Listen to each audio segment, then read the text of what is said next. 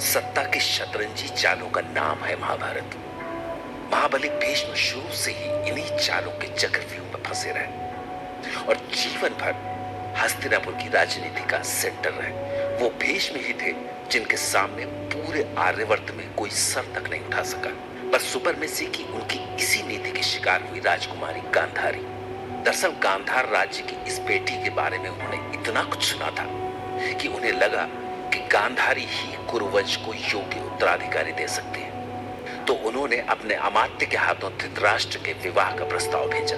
इस प्रस्ताव पर गांधार राज तो चुप रहे, पर उनका बेटा और गांधारी का भाई शकुनी बोल पड़ा। मैं युवराज शकुनी महाबली भीष्म के प्रस्ताव का सम्मान करता हूँ अमात्य। ये वही भीष्म है जिन्होंने अपने पिता के भावनाओं को समझते हुए अपनी भावनाओं तक का त्याग कर दिया था। पर आश्चर्य है कि आज वही भीष्म आज अपने अंधे पुत्र के लिए गांधारी जैसी कन्या का हाथ मांग रहे हैं। आप महाप्रतापी भीष्म पर संदेह करके भूल कर रहे हैं युवराज शकुनी। नहीं नहीं अमात्य, मैंने संदेह महाबली भीष्म पर नहीं, विवाह के प्रस्ताव पर किया है। पर आप संदेह तो सुनिए अमात्य, शकुनी के कहने का अर्थ यह है कि हम कुरुवंश की शक्ति और धृतराष्ट्र के आचरण के बारे में अच्छी तरह जानते हैं, परंतु यदि ये प्रस्ताव महाबली भीष्म ने भेजा है तो हम इसे खुशी खुशी स्वीकार करते हैं। भले ही गांधार राज सुबल ने भीष्म के भय से यह प्रस्ताव स्वीकार कर लिया था, पर शकुनी ने नहीं। वो अपनी बहन गांधारी के भविष्य को लेकर इतना परेशान था कि जब गांधारी हस्तिनापुर के लिए विदा होने लगी तो वो खुद उसके साथ चला आया। पर सबसे अजीब बात यह थी कि अभी तक गांधारी को किसी ने नहीं बताया था कि उसका होने वाला पति जन्म से अंधा है। तो हस्तिनापुर में शकुनी और गांधारी का भव्य स्वागत हुआ। उनके आतिथ्य में कोई कमी नहीं रखी गई, परंतु जब गांधारी ने अपनी सेवा में लगी दासियों की खुसर फुसर सुनी तो उसे पता चला कि उसका होने वाला पति तो जन्म से ही अंधा है। तो वो कांप गई। दुर्भाग्य, मेरे भाग्य का दोष है बस, इसके सिवा कुछ नहीं। मुझे एकांत चाहिए, एकांत। क्षमा करें महारानी, मुझे स्वयं महाबली भीष्म ने आपकी सेवा में लगाया है, तो मैं नहीं जा सकती। ठीक है, मेरे लिए कपड़े की पट्टी लेकर आओ। आदेश का पालन हो, शीघ्र। जी जी। तो दासी भागती हुई गई और कुछ ही देर में कपड़े की एक पट्टी लेकर वापस आ गई, जिसे गांधारी ने अपनी आंखों में बांध लिया। पर यह खबर महल में आग की तरह फैल गई और खबर पाकर सबसे पहले उसका भाई शकुनी उसके पास पहुंचा। क्या हुआ बहन, तुम्हारी आंखों पर ये पट्टी? मुझसे कुछ भी पूछने से पहले स्वयं से पूछो कि तुमने मेरे साथ ये छल क्यों किया। महाबली भीष्म की तरह तुमने भी छल किया है मेरे साथ। मुझे पिताश्री ने विवश कर दिया था बहन। मैं तुम विवश थे तो मैं भी विवश हूं। जिस स्त्री का पति नेत्रहीन हो उसे ये संसार देखने का कोई अधिकार नहीं। आज से मैं सुबल पुत्री गांधारी प्रण लेती हूं कि मैं आजीवन आंखों के होते हुए भी अंधी रहूंगी। गांधारी की ये घोषणा भीष्म के कानों में पड़ी तो वो भागते हुए शकुनी के पास पहुंचे। आपका कुल धन्य है युवराज शकुनी। मैंने जितना सुना था उससे अधिक संस्कारी है गांधारी। आपके कुल से संबंध बनाकर गुरुवंश धन्य है युवराज। कौन धन्य हुआ ये तो आने वाला समय बताएगा महाबली भीष्म। आंखें होते हुए भी अपनी बहन को अंधी देखकर मेरे आंखों से आंसू नहीं खून निकला है। अब शांत क्यों हो गए युवराज? क्या आपको अपनी बहन को गुरुकुल की गुरुवधु के रूप में देखकर सुखद नहीं लगा? बहुत सुखद लगा, और भविष्य और भी सुखद होगा महाबली। और गुरुकुल के उस सुखद भविष्य को देखने के लिए मैं गांधार छोड़कर यहीं रहना चाहता हूँ। उत्तम युवराज, अति उत्तम। आपके यहाँ होने से हस्तिनापुर और शक्तिशाली होगा। अवश्य महाबली भीष्म, अवश्य। अवश्य। दरअसल शकुनी की हंसी में एक रहस्य था। रहस्य ये कि अब वो यहाँ अपनी बहन के साथ हुए अन्याय का बदला लेने के लिए हस्तिनापुर को अपना अखाड़ा बनाने का फैसला कर चुका था, और यहीं से पड़े महाभारत के बीज।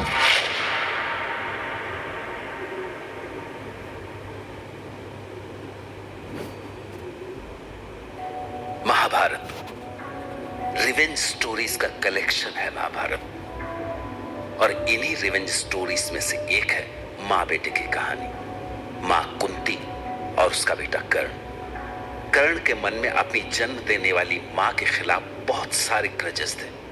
दरअसल वो कर्ण की ही बदले की आग थी जिसमें कुंती जीवन भर जलती रही।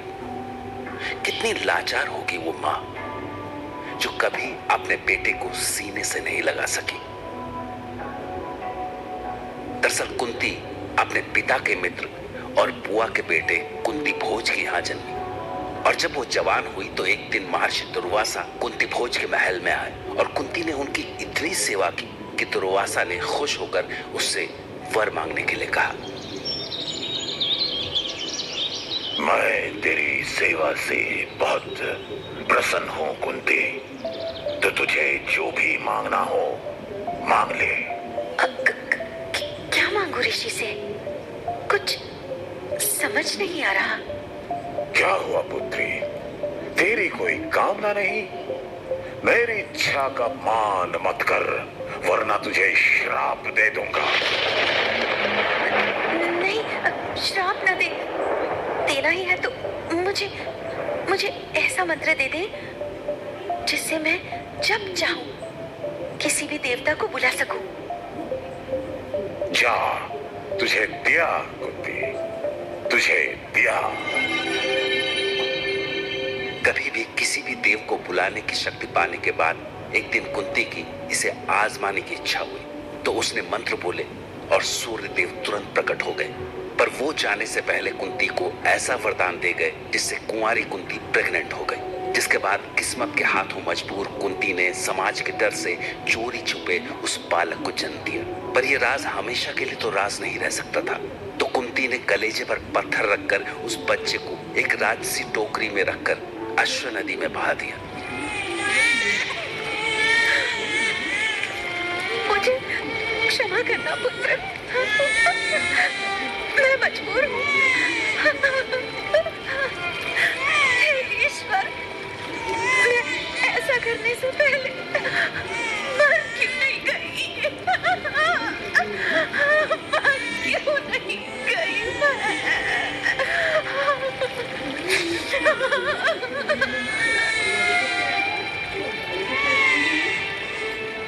कुंती खुद भी उस नदी में कूद जाना चाहती थी, लेकिन फिर वो ये सोचकर रुक गई कि उसके जाने के बाद उसके पिता महाराज कुंती भोज का क्या होगा।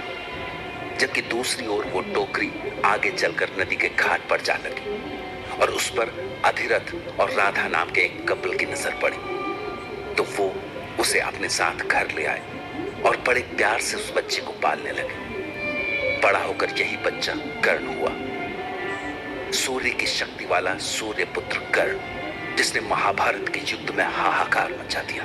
और आखिरकार एक दिन जब कर्ण ने कुंती के बेटे पांडवों का ही अंत करने का प्रण ले लिया, तो कुंती मजबूर होकर गंगा नदी के किनारे कर्ण से मिलने आई। पुत्र कर्ण, आप रो क्यों रही है राजमाता? आदेश दीजिए, ये राधा पुत्र कर्ण आपकी क्या सेवा कर सकता है? राधा तुम्हारी माता नहीं है कर्ण, तुम देव पुत्र हो। सूर्य देव तुम्हारे पिता हैं और मैं तुम्हारी माँ। ये सच बताकर आपने मुझ पर बहुत उपकार किया राजमाता, पर आपसे बस इतना ही पूछना चाहता हूँ कि उस समय आप कहाँ थी जब मेरी जाति बताकर मुझे, कहाँ थी आप उस समय जब मुझे सारथी पुत्र कहकर राज प्रतियोगिता से निकाल दिया गया और मैं दुर्योधन की शरण लेने में मजबूर हो गया?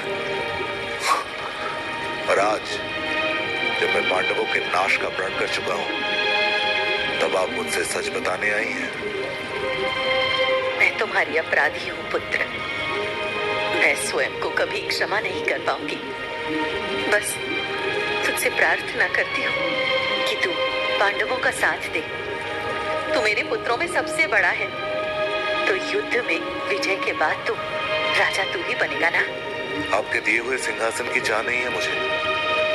जिस दुर्योधन ने मुझे तब गले लगाया जब मुझे हर ओर से ठोकर मिली, मैं उस दुर्योधन के लिए प्राण देना अपना सौभाग्य समझूंगा राजमाता। मुझे माँ बोल पुत्र, मुझे माँ बोल। मुझे क्षमा करें, मैं विवश हूं। कर्ण पुत्र। तो इस तरह जन्म देने वाली माता ने लोक लाज के डर से जो राज छुपाए रखा, वही राज एक दिन कर्ण की शक्ल में उसके ही बेटों के लिए मौत का फरमान बन गया। जय महाभारत।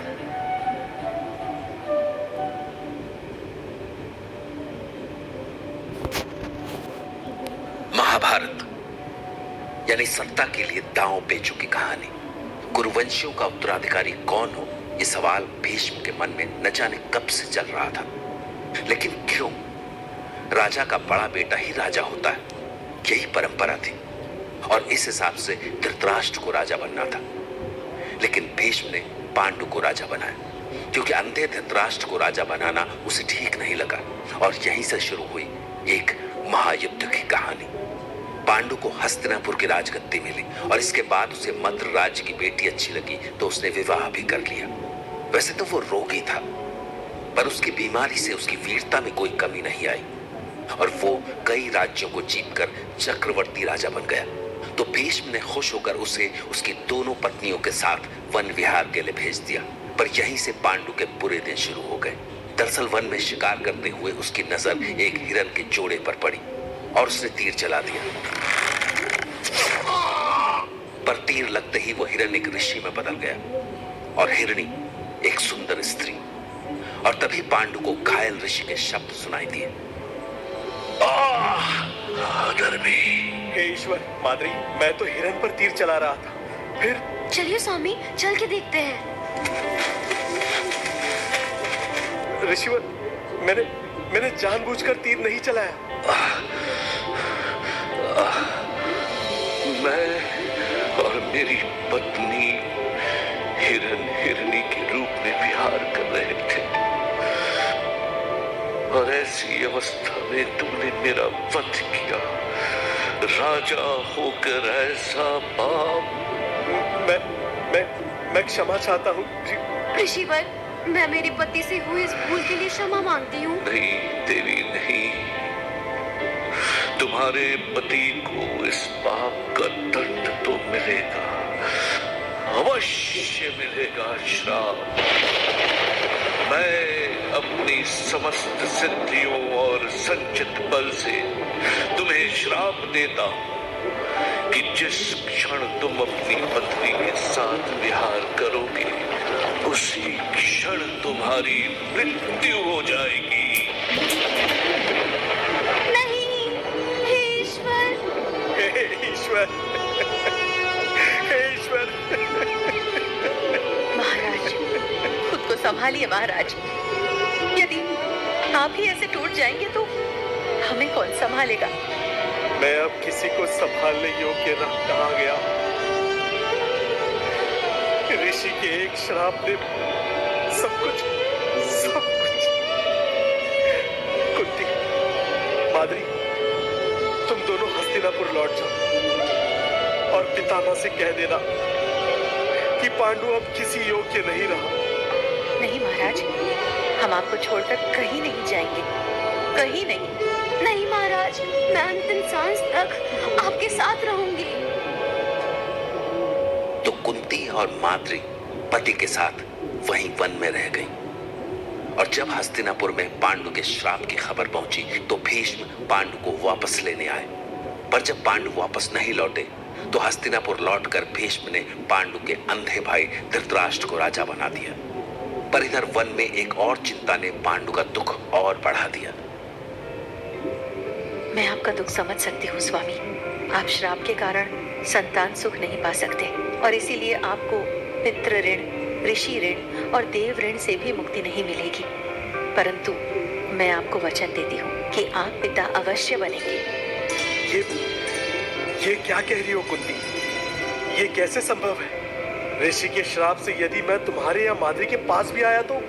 नहीं स्वामी, मुझे महर्षि दुर्वासा ने एक मंत्र दिया है। इस मंत्र से मैं जिस देवता का आवाहन करूं वो आ जाएगा और मुझे संतान सुख देगा। यदि ऐसा है तो उस मंत्र का प्रयोग करो कुंती।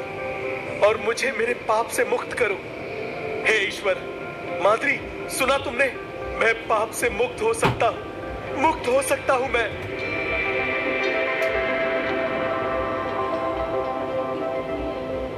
कुंती को मिले मंत्र का पता चलते ही पांडु की खुशी का कोई ठिकाना नहीं रहा। उसने कुंती और माद्री दोनों को संतान सुख पाने की अनुमति दी। तो कुंती के सामने सबसे पहले धर्मराज प्रकट हुए, जिनसे युधिष्ठिर का जन्म हुआ। फिर पवन देव से भीम हुए और देवराज इंद्र से अर्जुन। और इसके बाद माद्री को मौका मिला तो माद्री को अश्विनी कुमारों से नकुल और सहदेव मिले। और इस तरह महान 5 पांडव भाइयों का जन्म हुआ। जय महाभारत।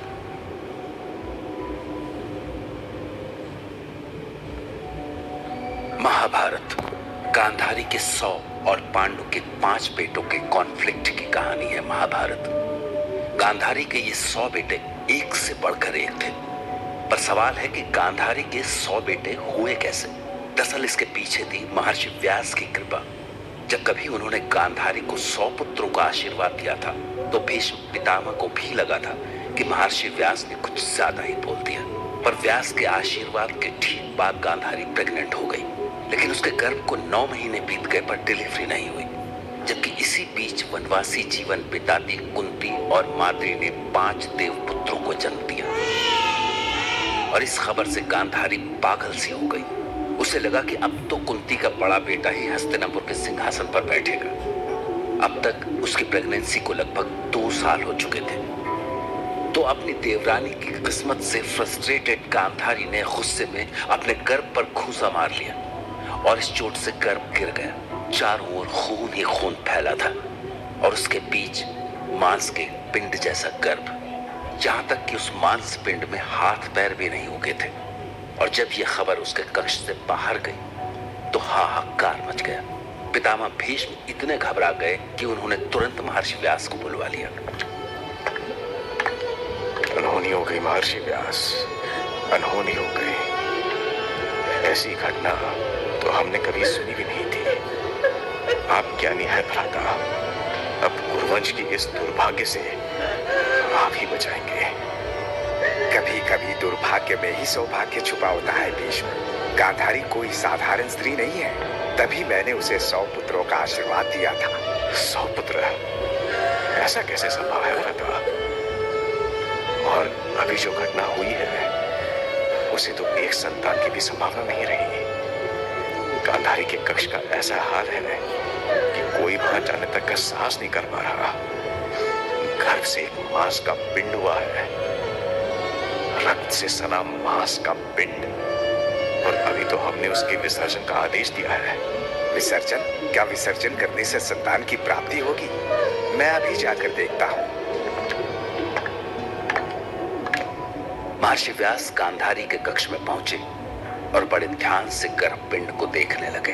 उन्होंने उसका परीक्षण किया और उनके आदेश पर जल्द ही 100 कच्चे घड़े लाए गए।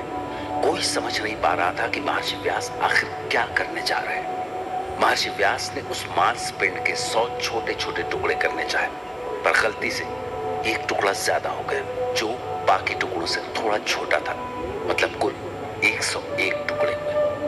उसके लिए महर्षि व्यास ने एक घड़ा और मंगवाया और सारे घड़ों में मांस का एक एक टुकड़ा रखा और फिर उन घड़ों में घी, तेल और कई सामग्रियां डाली और कई दिनों तक मंत्रों से उन घड़ों का उपचार करते रहे। सारे घड़े 2 सालों तक मंत्रों के प्रभाव में रहे और फिर एक एक करके वो घड़े फटने लगे।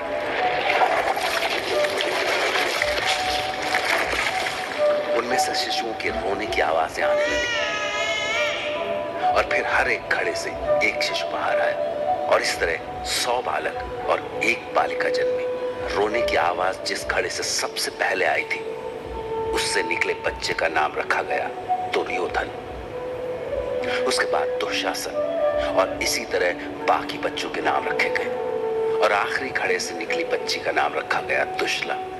पर गांधारी को अभी भी अपनी आंखों और अपने भाग्य पर विश्वास नहीं हो पा रहा था। महर्षि, आपकी कृपा से मैं 100 पुत्रों की मां बन गई। मेरे लिए इससे बड़ा सुख कुछ और नहीं हो सकता। परंतु मेरा एक प्रश्न है महर्षि, क्या मेरे बच्चे हस्तिनापुर की राजगद्दी के अधिकारी हो सकेंगे? इन पर इनके पिता का कोई प्रभाव तो नहीं होगा? कैसा प्रभाव गांधारी? क्या तुम्हें ऐसा लगता है कि ये भी अपने पिता के समान दृष्टिहीन होंगे? ये एक माँ की लालसा है महर्षि। आप तो भूत भविष्य वर्तमान सब देख सकते हैं, इसीलिए मैंने आपसे पूछा। इन बालकों का जीवन मैंने संभव कर दिया है गांधारी, परंतु भविष्य तो उनके पिता ही तय करेंगे। पिता इन्हें जैसे बनाएंगे ये वैसे ही बनेंगे।